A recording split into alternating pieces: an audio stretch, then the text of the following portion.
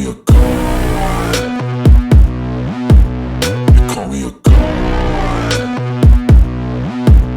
You call me a god. You call me a god. Let's go.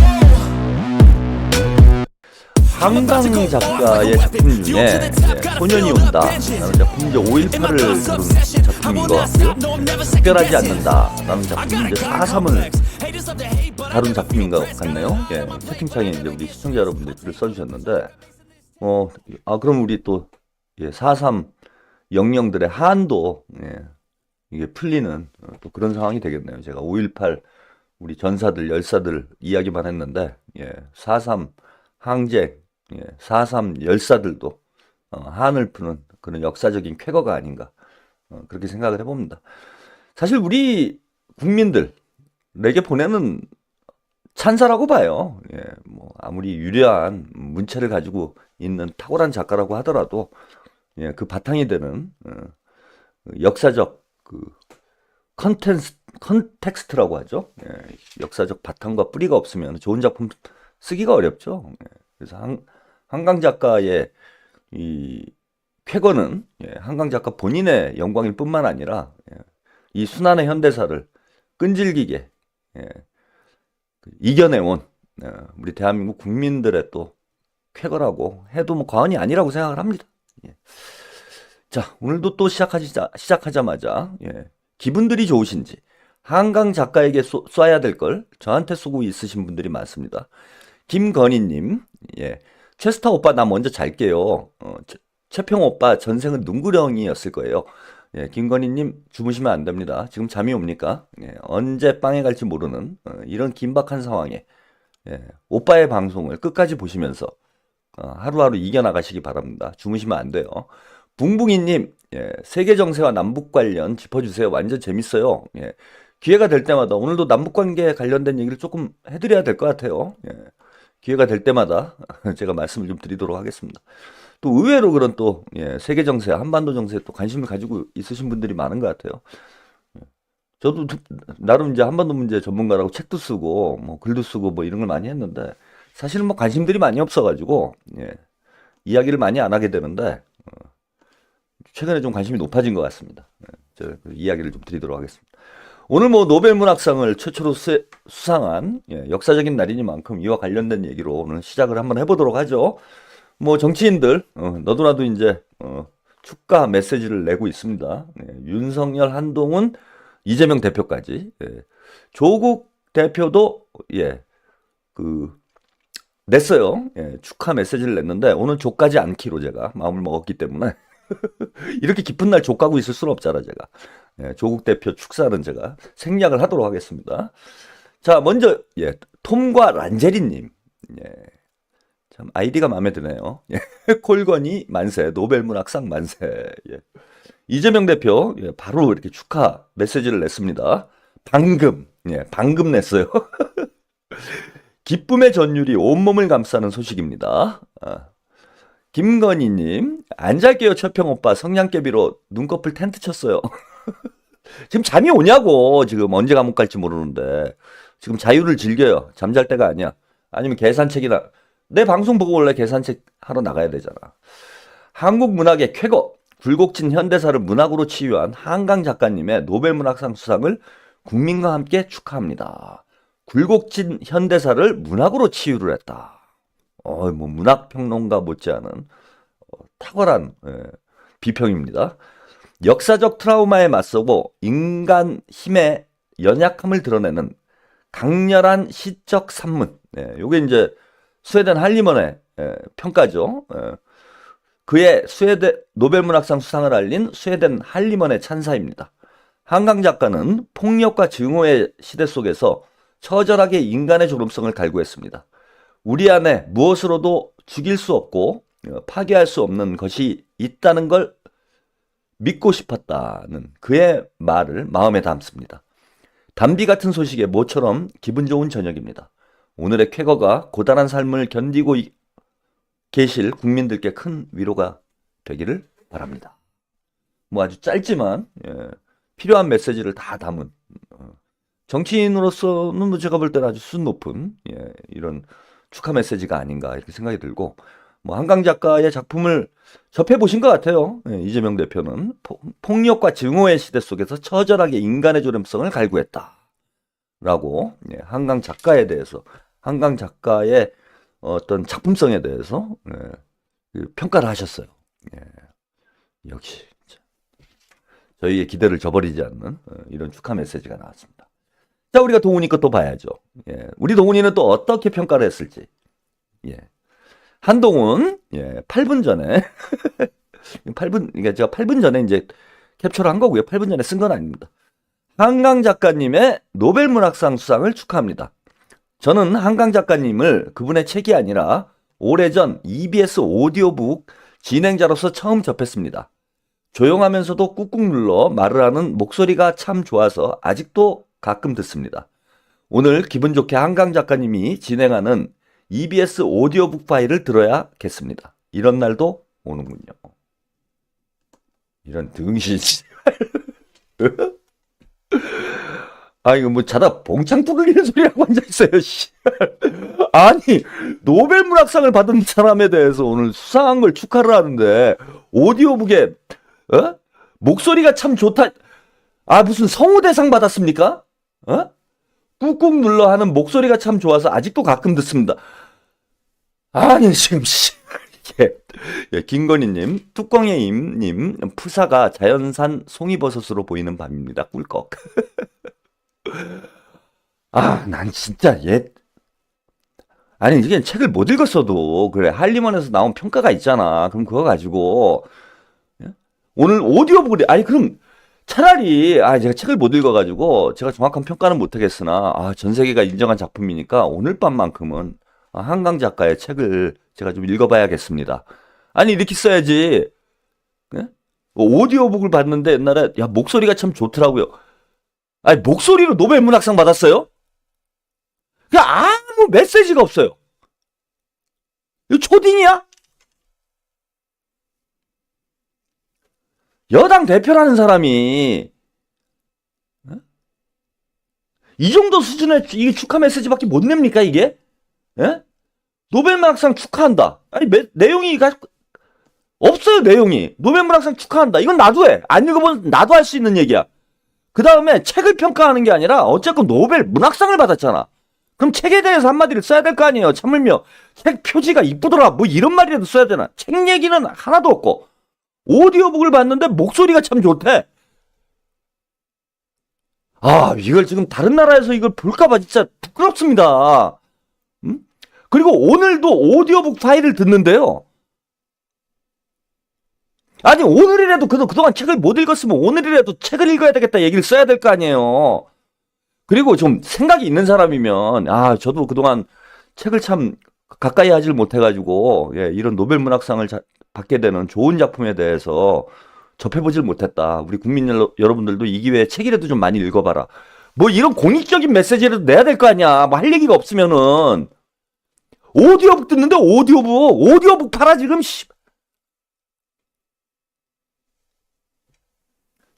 그 한강 작가의 책이 오디오북으로 출시가 돼 있나요?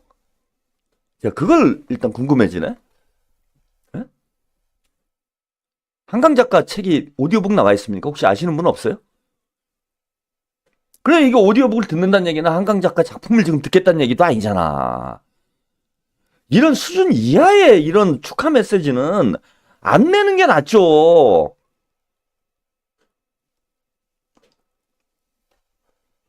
뭐하러 스스로 격을 떨어뜨립니까? 뭐가 급해가지고 8분 전에 이걸 왜 써? 이재명이 쓰니까 나도 써야지 뭐 이런 거야? 아니면 그 주변 보좌관 중에 거기서 책을 읽은 사람이 없죠. 제가 볼 땐 그런 거예요. 국민의힘에서 한강 작가 책을 읽은 사람이 없는 거예요. 있을 리가 없어. 이재명 대표의 평가처럼 아까 이재명 대표 평가를 말씀드렸는데 그러니까 요거 한림원의 평가와 이재명 대표의 평가를 이렇게 종합을 해보면은 그리고 뭐 주제가 이제 그 4.3과 5.18 이런 걸 주제로 해서 다룬 이제 작품들이잖아요. 이거를 국민의힘 애들이 읽을 리가 있나? 배추잎 이님, 예, 한동훈 예라이 조다시야, 너 왜 이렇게 영혼이 가볍냐? 한나라의 여당 대표가 한심하다. 이재명 대표 한림원 평가예요. 역사적 트라우마에 맞서고 인간의 삶의 연약함을 드러내는 강렬한 시적 산문. 이 문장 자체를 이해를 못해요, 얘네들은. 우리 역사에 무슨 트라우마가 있지? 응? 뭐가 트라우마지? 박정희가 총 맞아 죽은 게 트라우마인가? 전두환이 백담사 간 게 트라우마인가? 이러고 있을 거야, 얘네들은. 아, 박근혜 탄핵이 트라우마구나, 얘네들. 이 역사적 트라우마라는 표현이 무슨 사건을 얘기하는지조차 모르는 인간들이에요. 8.15가 얘네들한테는 역사적 트라우마일 수 있어요. 야, 우리가 일본에서 해방된 게 아니죠. 일본의 품을 벗어난, 일본에서 쫓겨난 안타까운 그날. 8.15가 역사적 트라우마겠지. 폭력과 증오의 시대 속에서 역시 4.3과 5.18과 같은 비극적 현대사를 표현하는 건데 얘네들이 뭐 이거에 대해서 관심이 있습니까? 제가 볼 때는요, 노벨 문학상 두고 보세요.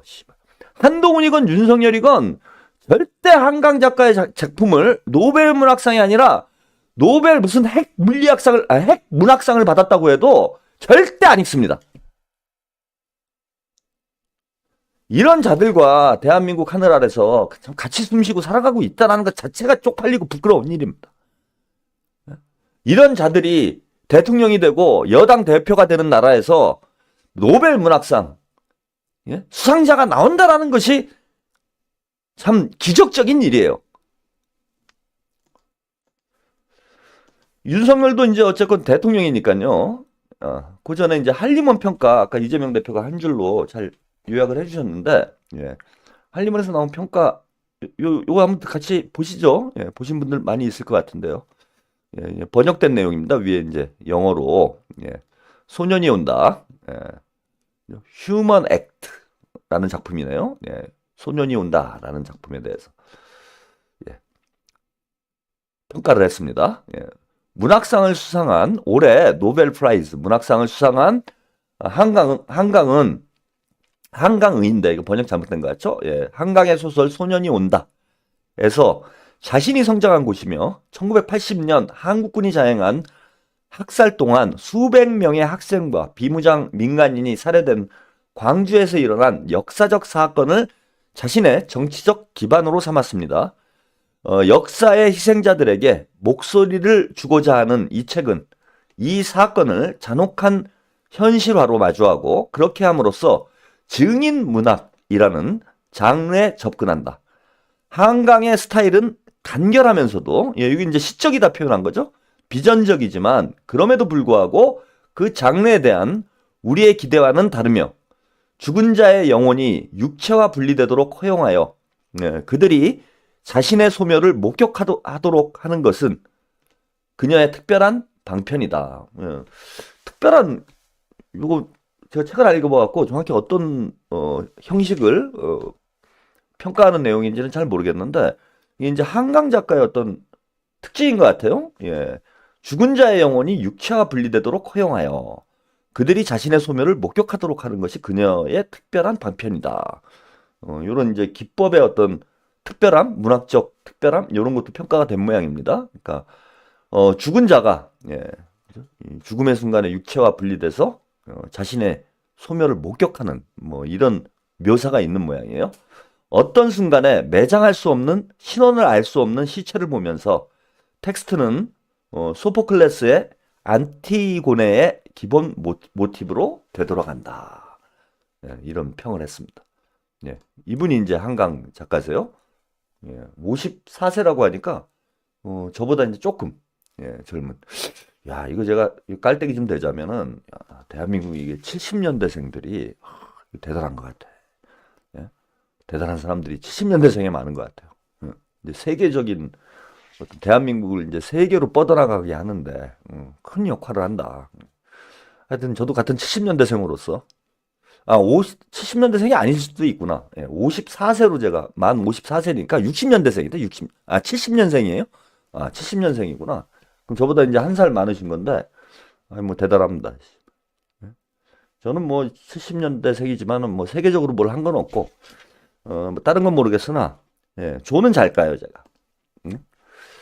저는 그냥 그 K 조가를 어떤 전 세계에 한번 널리 알려보겠다. 예? 노벨 조가상 뭐 이런 게 하나 만들어지면은 이게 제가 받을 가능성이 있지 않을까.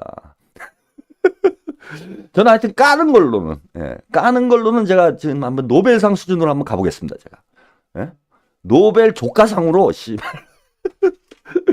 근데 그 오징어 게임의 황동혁 감독도 그렇고요. 예, 방시혁 씨 요즘 뭐 논란이 되긴 하지만은 BTS를 조직을 해가지고 기획을 해서 K-팝을 전 세계에 알리는 데 아주 결정적인 역할을 했던 방시혁 씨도 이제 70년대생이고 그 봉준호 감독은 60년대생이죠. 예, 그렇고 우리 한강 작가도 또 70년대생이에요. 이 70년대생들이 이거 한마디만 합시다. 이거는 깔때기는 아니에요. 70년대생들이 왜 그 세계 문화계에서 그 높게 평가를 받고 혁혁한 공을 세우고 있는가? 그 저 이유가 있다고 생각해요. 명 박사님, 만으로 69년생 최평님, 19금 정치방송의 메카. 19금 정치방송이라는 또 새로운 장르를 제가 개척하고 있습니다. 한강 작가가 새로운 장르를 개척했던 것처럼 70년대생들이 왜 세계 문화계에 이런 큰 성과를 내고 있을까? 저는 이거 이유가 있다고 봐요. 70년대생들이 가장 정치적인 세대였어요. 그러니까 87년 6월 항쟁 이후에 민주화의 첫 세대가 70년대생들입니다. 70년대생들이 87년 6월 항쟁을 겪으면서 대학에 들어와서 가장 학생운동이 치열했던 그런 세대가 70년대 초반까지죠. 뭐 후반까지도 70년대생 후반까지도 학생운동 치열하게 했어요. 물론 86세대 선배님들도 학생운동 치열하게 하고 민주화운동 치열하게 했지만은 그때만 해도 그 민주화운동이나 학생운동이 대중적으로 하기는 좀 힘들었죠. 그래서 소수의 엘리트 운동화 돼 있었던 게 이제 80년대 학생운동의 양상이었다라면은 87년 6월 항쟁 이후에 이제 학생운동이 대중화되기 시작합니다. 그래서 전대협이 등장하고 그 뒤에 이제 한총련이 등장하고 특히 한총련이 등장하면서 뭐 전국에 있는 대부분의 대학생들이 뭐 시위는 한 번 정도 참여해 볼 만큼 학생운동이 급격히 대중화가 됐어요. 그 과정에서 학생운동이 뭐 중요하다는 얘기를 제가 말씀드리고 싶은 게 아니라 70년대생들의 역사의식이 다른 세대들에 비해서는 상당히 높은 수준이에요. 왜? 대학에 들어가면은 다들 현대사 공부 정도는 했어요. 진짜 데모 한 번 안 해본 사람이 없고, 그 다음에 뭐 다시 쓰는 한국 현대사, 뭐 철학 에세이, 뭐 이런 책 한 줄 정도 안 읽어 본 사람이 없어. 그냥 대학에 들어가면 당연히 그래야 되는 것으로 생각을 했어요. 그래서 가장 치열하게 민주화 운동을 했던 세대가 저는 이제 70년대생이고 그러다 보니까 20대 때 역사 의식이 잘 형성이 돼 있습니다. 잘 형성이 됐어요. 70년대생들이. 근데 또 하나 이제 70년대생들의 이제 문제는 뭐였냐면은 왜 이게 문화 쪽으로 이게 표현이 됐느냐? 70년대생들이 그 한총련 운동이 사실 처절하게 막을 내렸잖아요. 처참하게 실패를 했습니다. 뭐 저도 한총련 운동의 뭐 주역 중에 한 사람으로서 그럼 객관적으로 인정을 해요.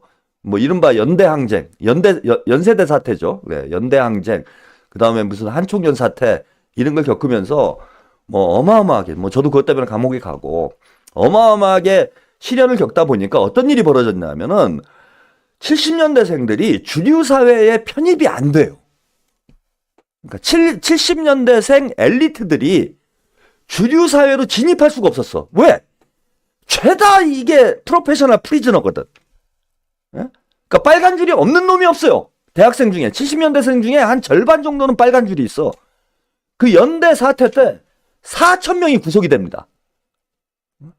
그러니까 학생 운동을 주도하고 이끌었던 70년대생들이 주류 사회로 진입을 할 수가 없게 돼요. 그렇게 되면서. 그래서 이 사람들이 70년대생들이 그나마 주류로 들어갈 수 있는 곳이 어디였냐면은 문화예술계였어요. 문화예술계는 그런 장벽이 좀 낮았지. 예컨대 저 같은 사람이 대기업에 취직하자고 기업에 취직을 하려고 해도 할 수가 없어요. 어떤 미친 기업이 뭐 국가보안법, 화염병 처벌법, 집시법, 무슨 공무집행 방해, 제가 혐의가 10개가 넘었습니다. 아니 그런 혐의를 가진 미친 빨갱이를 기업에서 저를 입사를 시켜주겠습니까? 갈 데가 없는 거야 얘네들이. 그리고 그 86 선배들이, 386 선배들이 그러면은 이 한총련 출신들, 예, 학생운동 후배들이죠. 후배들을 여의도에서 뭐 이끌어준다든지, 뭐 민주당으로 이끌어준다든지, 뭐 이렇게 됐으면 좋겠는데, 그러니까 안 해! 지들이 헤쳐먹으려고. 그러니까 이 갈 데가 없어요. 70년대생들이. 응? 여기 이제 어디로 많이 갔느냐? 노동 현장. 그러니까 아주 이제 열혈 이제 이 운동권들은 현장으로 많이 갔어요. 응? 진보 정당 운동을 한다든지, 노동 현장으로 간다든지, 혹은 뭐 농민회로 간다든지, 예, 이런 사람들이 많았고, 이제 그렇지 못한 축들은 문화예술계로 많이 가게 됩니다. 예, 그래서 70년대생들이 가지고 있는 잠재력이, 그 정치적 잠재력이 문화예술계에서 많이 꽃이 핀 거예요. 예. 그래서 저는 이제 두 가지 이유가 있다고 보는 겁니다. 하나는 어느 세대보다도 가장 정치화되어 있는 세대가 70년대생들이었다. 그 역사의식이 투철한 거죠. 한강 작가도 그러한 거고. 네. 어느 세대보다도 진보적인 성향이 강했고 역사의식이 투철했던 그 세대들이 문화예술계로 가니까 그 역사의식들이 문화예술 작품에 그대로 투영이 돼서 전 세계가 공감할 만한, 그것이 노래건 뭐 소설이건 시건, 예, 아니면 영화건. 예컨대 봉준호 감독이 천착하고 있는, 봉준호 감독 70년대생은 아니지만 천착하고 있는 주제는 계급 문제잖아요. 뭐 기생충, 설국열차, 거의 모든 작품들이 관통하고 있는 것이 계급 문제를 계속 다루고 있습니다. 이번에 뭐 다루게 될 뭐 헐리우드에서 SF 영화를 찍는다고 하는데 미키 세븐이라는 작품을 찍는다고 해요.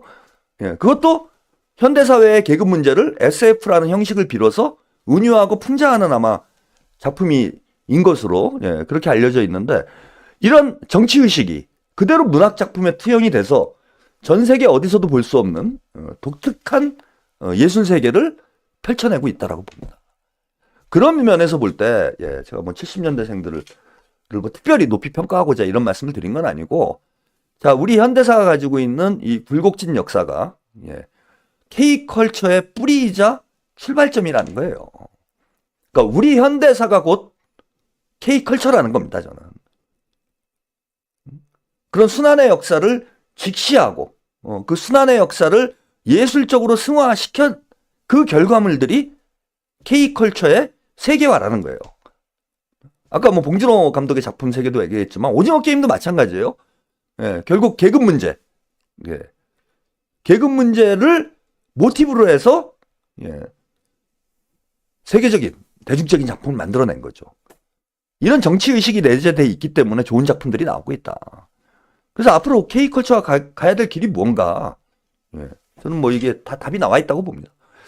분부기님, 예, 예, 최평색, 이거 아까 말씀 소개를 해드린 거구나. 또 하신 거예요? 소개를 해드렸는데? 예. 제가 오랜만에 또 문화평론, 제가 예전에 뭐 영화평론도 좀 했었기 때문에, 오랜만에 또 세계 노벨상을 받은 역사적인 말. 예, 영화평론도 좀 해봤습니다. 자, 이렇게 평가가 됐는데, 대통령이, 자, 어떻게 축하 메시지를 냈는지, 이 얘기를 또 길게 드린 이유가 있어요. 현 정권, 보수 세력들은 절대 K컬처를 세계화시키는데 역할을 할래 할 수가 없어요. 이런 현대사 자체를 부정하는 사람들이기 때문에. 동훈이가 왜 저런 식의 축하 메시지를 낼 수밖에 없는가 하면요.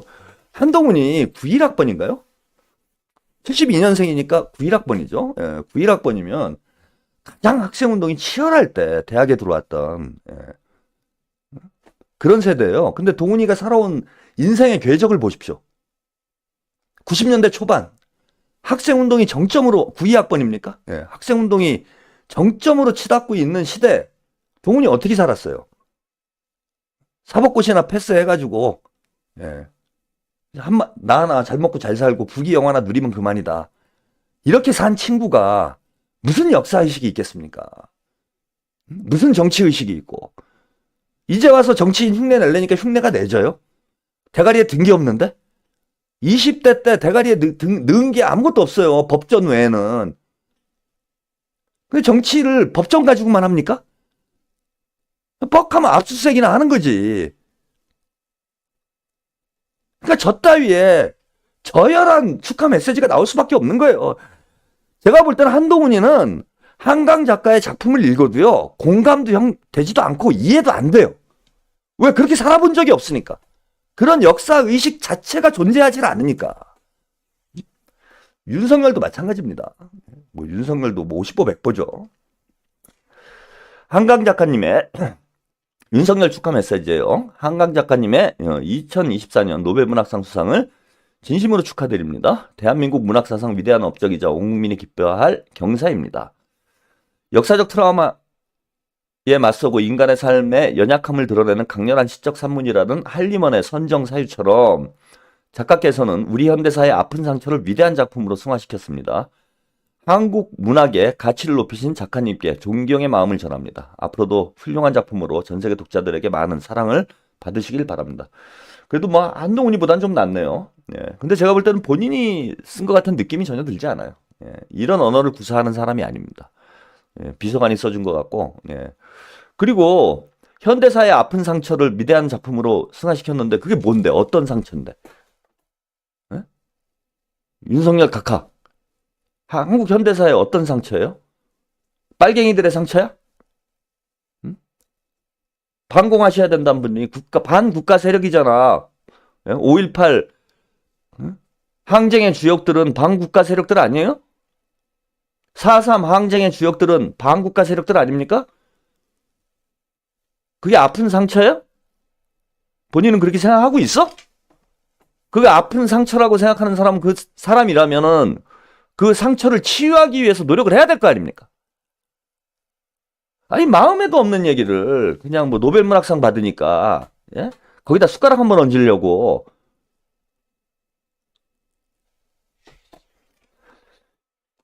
한강 작가 작품 그 술 좀 그만 처먹고 예, 한강 작가 작품 좀 한번 읽어보고요. 예, 한국 현대사가 어떤 아픔으로 점철돼 있는지 한번 돌이켜보고 네?